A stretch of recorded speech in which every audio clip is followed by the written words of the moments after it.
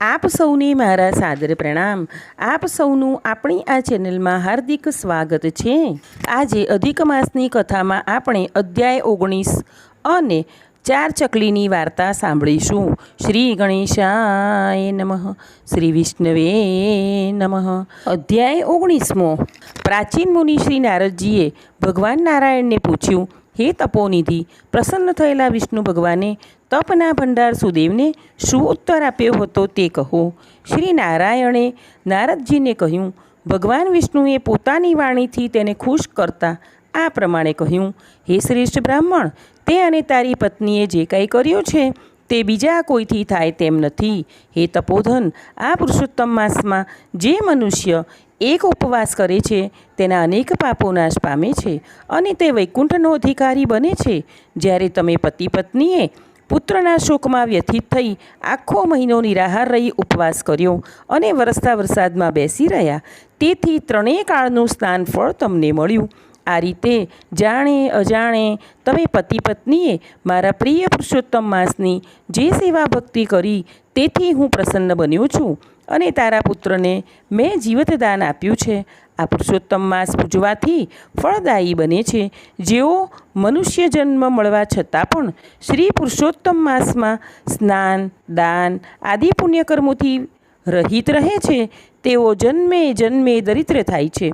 એને સેવનારો મનુષ્ય મને પ્રિય થાય છે. એક વખત પ્રજાપિતા બ્રહ્માએ દેવોની સમક્ષ વેદમાં કહેલા બધા સાધનો ત્રાજવાના એક પલ્લામાં અને બીજા પલ્લામાં પુરુષોત્તમ માસના વ્રત ભક્તિ મૂક્યા. ત્યારે વેદના સાધનો હળવા નીકળ્યા અને પુરુષોત્તમ માસની ભક્તિવાળું પલ્લું નમી ગયું. એટલે જ પુરુષોત્તમ માસનું સેવન ફળદાયી કહેવામાં આવ્યું છે. જે પણ ભક્ત પુરુષોત્તમ માસ કરશે તે ભાગ્યશાળી મને પ્રાપ્ત કરશે. શ્રી નારાયણ બોલ્યા, હે નારદ મુનિ, એમ કહી જગદીશ શ્રી હરિ તરત જ ગરુડ પર બેસી પવિત્ર વૈકુંઠ ધામમાં પધારી ગયા.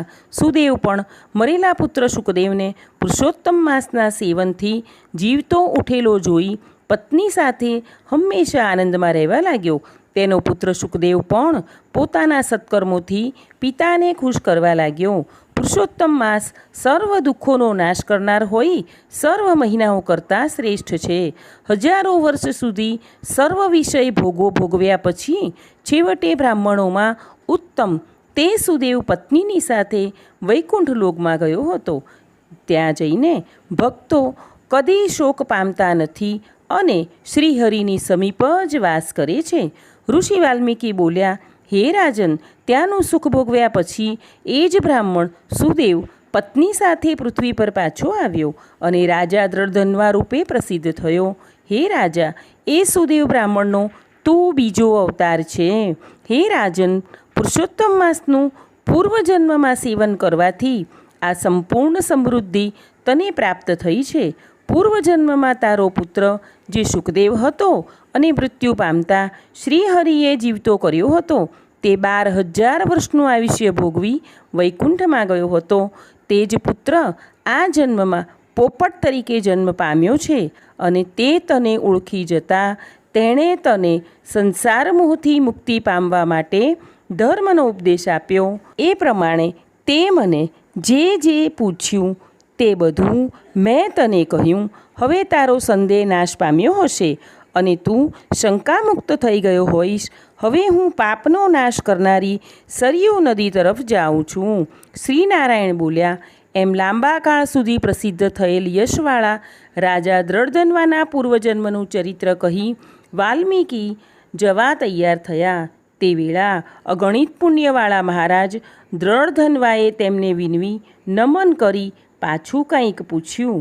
પુરુષોત્તમ મહાત્મ્યનો 19મો અધ્યાય અહીં પૂર્ણ થાય છે. હવે પતિતપાવન પુરુષોત્તમ માસની કથાનું રસપાન કરીએ. 4 ચકલીની વાર્તા. એક નાનું ગામ હતું. ગામના પાદરે નદી વહે. નદીના કાંઠે એક વડનું ઝાડ. આ ઝાડ પર 4 ચકલીઓ રહે. પાવન પુરુષોત્તમ માસ આવતા ગામના સૌ નર નારી નદીએ સ્નાન કરવા આવે. સ્નાન કરીને કાંઠાગોરની વાર્તા સાંભળે, વ્રતનો મહિમા સાંભળે, ઉપવાસ, ધારણા, પારણા અને એકટાણાની વાતો કરે. આ બધી વાતો 4 ચકલી સાંભળે અને વિચાર કરે, આવા મહાફળદાયી વ્રતની પરખ તો કરવી જ જોઈએ. એક ચકલીએ ઉપવાસનો સંકલ્પ કર્યો, બીજીએ ધારણા પારણા શરૂ કર્યા, તો ત્રીજીએ એક ટાણા લીધા. ત્યારે ચોથી બોલી કે ભગવાને પેટ આપ્યું છે તો 3 ટંક ખાઈને મજા કરો. વ્રતના છેલ્લા દિવસે 4 ચકલીઓ મરી ગઈ અને એક નગર શેઠના ઘરે દીકરીઓ બની અવતરી.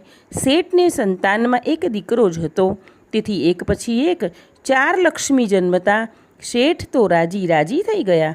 લાડકોડમાં ઉછળતી છોકરીઓ મોટી થવા લાગી. ઉંમરલાયક થતાં સૌ મોટી દીકરી રાજાના કુંવરને ગમી ગઈ, તેથી એ પરણીને રાજમહેલમાં રહેવા ગઈ.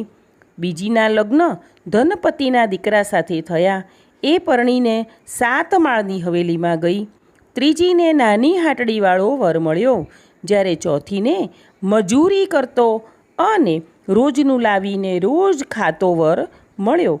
આ તો ભાગ્યની વાત હતી, જેનો ભેદ ભગવાન પણ જાણી શકતા નથી. થોડા સમય પછી શેઠે દીકરાના લગ્ન લીધા. દીકરીઓને તેડાવી. લગ્ન પત્યા પછી દીકરીઓને આગ્રહ કરીને રોકી. જ્યારે દીકરીઓ જવા લાગી ત્યારે શેઠે ભેટ આપી. મોટીને 20 તોલાનો સોનાનો હાર આપ્યો, એનાથી નાનીને 15 તોલાનો સોનાનો હાર આપ્યો, ત્રીજીને 10 તોલા સોનું આપ્યું અને સૌથી નાનીને માત્ર 1 જોડી કપડાં જ આપ્યા. આવા ભેદભાવથી નાની દીકરીને ઘણું ઓછું આવી ગયું. એ તો રડવા લાગી.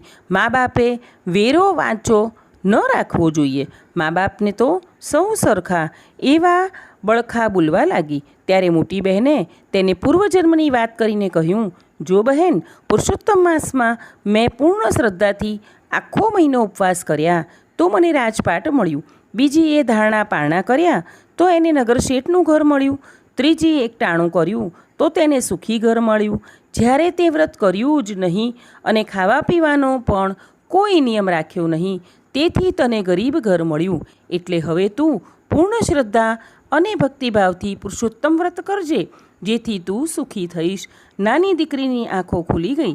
તેણે પુરુષોત્તમ માસ આવતા શ્રદ્ધા અને ભક્તિભાવથી પુરુષોત્તમ વ્રત પૂર્ણ કર્યું અને તેના પુણ્ય બળે તેને અઢળક સંપત્તિ પ્રાપ્ત કરી અને તે સુખી થઈ. વ્રત ઉપવાસ જે કરે પામે સુખ પાર, કરે ધારણા પારણા સુખે ભોગવે સંસાર.